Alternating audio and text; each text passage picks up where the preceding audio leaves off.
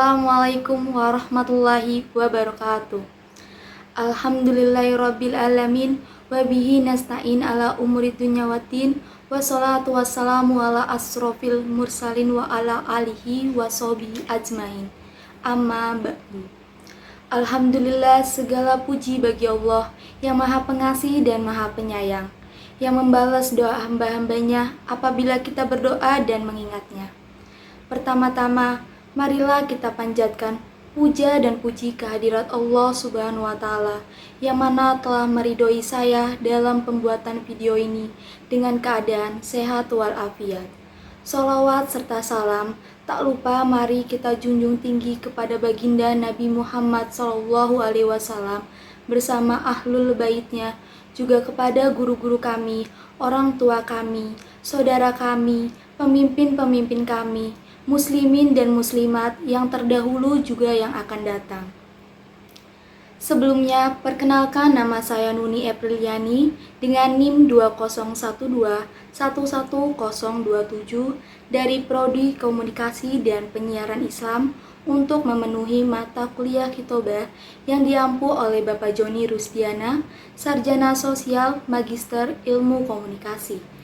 Saya di sini akan memberikan informasi atau sedikit pembelajaran untuk para perempuan di luar sana, terutama diri saya sendiri, mengenai pentingnya belajar fikih kewanitaan, mengenai keluarnya darah haid. Para wanita di luar sana, bahwasanya haid secara etimologi itu berarti secara terminologi ialah darah yang keluar dari farji atau kemaluan seorang wanita setelah umur 9 tahun. Dengan sehat, tidak karena sakit, tetapi memang kodrat wanita dan tidak setelah melahirkan anak. Tetapi wanita yang umurnya di bawah 9 tahun lalu keluar darah haid, maka tetap saja ia sudah dikatakan balik. Hal inilah yang membuat perbedaan bagi laki-laki. Laki-laki jika sudah umur 9 tahun belum mengeluarkan air mani, ia tetap dikatakan belum balik, atau bisa dia sudah mengeluarkan mani tapi masih di bawah umur 9 tahun, maka tetap saja dia dikatakan belum balik. Masa balik laki-laki itu 9 tahun pas atau lewat.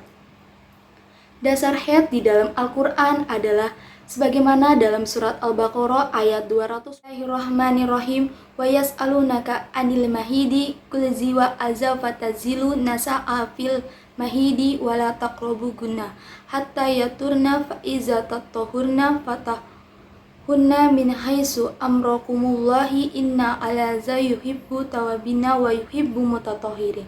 Yang dimana artinya, mereka bertanya kepadamu tentang haid. Katakanlah, haid itu adalah kotoran. Oleh sebab itu, hendaklah kamu menjauhkan diri dari wanita di waktu haid, dan janganlah kamu mendekati mereka sebelum mereka suci. Apabila mereka telah suci, maka campurilah mereka itu di tempat yang diperintahkan Allah kepadamu. Sungguh Allah menyukai orang-orang yang tobat dan menyukai orang-orang yang mensucikan diri.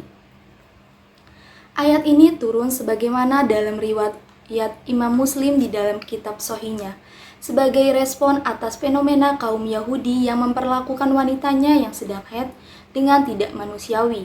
Mereka akan mengusirnya, tidak mau tinggal seatap, dan enggan makan bersama-sama, seolah-olah wanita ketika haid adalah manusia yang menjijikan. Allah menurunkan ayat ini yang menjelaskan bahwa haid memang darah kotor, sehingga dilarang bagi suami untuk melakukan hubungan badan dengannya selama ia haid sampai datang masa suci. Nabi SAW juga menegaskan kembali di dalam sabdanya, lakukan apa saja kecuali jima, yaitu boleh bagi suami untuk tetap tinggal seatap dengan istrinya, makan bersama, dan melakukan aktivitas bersama-sama dengan istrinya seperti biasa ketika suci kecuali berhubungan badan. Sejumlah hadis menjelaskan mengenai lamanya masa haid seorang perempuan.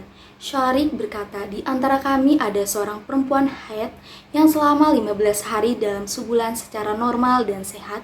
Hadis riwayat Tabrani. Al-Auza'i berkata, di antara kami ada seorang perempuan yang haid pada pagi hari dan suci pada sore hari. Hadis riwayat Daraqutni. Dalam Majma'ud Zawaid 1535, Abu Umamah meriwayatkan bahwa Nabi SAW bersabda, Haid yang paling sedikit adalah 3 hari dan yang paling banyak adalah 10 hari. Hadis riwayat Tabrani. Dalam Majma'ul Zawaid juga 1536, Abdullah bin Amru meriwayatkan bahwa Rasulullah Shallallahu Alaihi Wasallam bersabda, yang artinya perempuan yang haid menunggu sampai 10 hari. Apabila dia mendapatkan kesucian, maka dia telah suci. Dan apabila dia melewati 10 hari itu, maka dia istihadah. Hendaklah dia mandi dan mengerjakan sholat. Apabila darahnya banyak, maka hendaklah dia memakai penyumpal dan pembalut serta berwudu untuk setiap sholat. Dan yang perempuan nifas menunggu sampai 40 hari. Apabila dia mendapatkan kesucian, maka dia telah suci. Dan apabila dia melewati 40 hari, maka dia seperti perempuan yang istihadah. Hendaklah dia mandi dan mengerjakan sholat. Apabila darahnya banyak, maka hendaklah dia memakai penyumpal dan pembalut, serta berwudu untuk setiap sholat. Hadis riwayat Tabrani, hadis dhaif. Contoh, pada tanggal 1 keluar darah haid sampai tanggal 8, lalu suci, kemudian pada tanggal 15 keluar darah, maka itu tetap dinamai darah haid karena belum 15 hari suci. Sebab di mana masa suci seorang wanita itu dipatokin 15 hari. Lalu darah di tanggal 16 jika masih keluar darah disebutnya istihadah, sebab maksimal darah haid itu keluar 15 hari. Perlu digarisbawahi bahwa yang dijadikan patokan keluarnya darah haid bukan hanya pada tanggal, tetapi juga pada jam keluarnya, dan juga perlu diingat untuk ditentukannya bahwa yang keluar itu darah haid. Warna darah haid dapat berubah-berubah seiring berjalannya siklus bulanan wanita. Warna darah haid wanita biasanya mulai dari merah tua atau coklat, lalu menjadi merah cerah atau merah muda, kemudian kembali ke coklat atau merah tua. Melansir Cleveland Clinic, penyebab kenapa warna darah haid bisa berbeda-beda sangat tergantung lamanya darah di rahim dan vagina. Semakin lama berada di rahim dan vagina, warna darah haid semakin gelap karena teroksidasi atau bereaksi dengan oksigen di tubuh. Selain secara alami bisa berubah warna, darah menstruasi ternyata juga bisa menunjukkan kondisi kesehatan reproduksi wanita. Perubahan hormon dan kesehatan wanita sangat mempengaruhi warna dan tekstur darah haid. Macam-macam warna haid serta kesehatannya. Yang pertama itu ada warna darah haid hitam. Warna darah haid hitam atau gelap biasanya muncul di sesi awal atau akhir menstruasi. Warna darah yang cenderung gelap sampai hitam ini menunjukkan darah butuh waktu lebih lama untuk keluar dari rahim, sehingga proses oksidasi berlangsung lebih lama. Proses ini membuat darah haid yang berwarna merah tua atau coklat bisa berubah menjadi warna hitam. Selain itu, warna darah haid hitam juga bisa menunjukkan masalah penyumbatan pada vagina. Tak hanya darah haid hitam, gejala vagina tersumbat antara lain darah haid berbau tidak sedap, demam, susah kencing, vagina gatal atau bengkak. Yang kedua itu ada warna darah haid coklat atau merah tua. Warna darah haid coklat atau merah tua juga bisa menandakan awal atau akhir sesi menstruasi, seperti warna darah haid hitam. Warna darah haid coklat atau merah tua juga bisa menunjukkan lamanya proses reaksi dengan tubuh. Selain itu, warna darah haid coklat atau merah tua bisa jadi tanda awal kehamilan. Jika bercak coklat yang keluar disertai tanda kehamilan seperti telah haid, mual, muntah, pusing dan lemas, payudara sakit, dan lain-lain. Yang ketiga itu ada warna darah haid merah cerah. Warna darah haid merah cerah artinya darah yang keluar masih segar dan aliran darah stabil. Terkadang warna darah haid ini muncul di awal periode menstruasi. Wanita perlu waspada apabila keluar darah haid berwarna merah cerah di luar jadwal menstruasi. Hal itu bisa jadi tanda pendarahan karena infeksi menular seksual seperti chlamydia, miom, sampai kanker serviks. Itu ada warna darah haid merah muda, artinya darah menstruasi bercampur dengan cairan serviks. Kondisi ini bisa muncul karena penurunan hormon estrogen sebagai efek samping penggunaan kontrasepsi hormonal. Warna darah merah muda yang keluar dari vagina juga bisa disebabkan saat berhubungan seks, berat badan turun drastis, diet tidak sehat, anemia wanita yang mengeluarkan darah berwarna merah muda disertai kram perut sehingga itu merupakan tanda keguguran.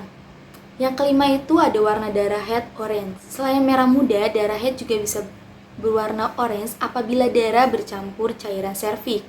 Yang keenam itu ada warna darah haid abu-abu, di mana dalam ini kemungkinan besar artinya wanita sedang mengalami vaginosis bakterialis. Masjid, di mana dalam dalil yang digunakan oleh ulama yang melarang wanita haid masuk masjid, yakni hadis riwayat Ibnu Majah yang diriwayatkan dari Ummu Salamah, ternyata hadisnya tidak sahih karena Al-Khattab, Al-Hajari, dan Majud Az-Zulli adalah majhul, tidak diketahui. Oleh sebab itu, hadis tersebut tidak bisa dijadikan dasar hukum untuk melarang wanita haid masuk masjid.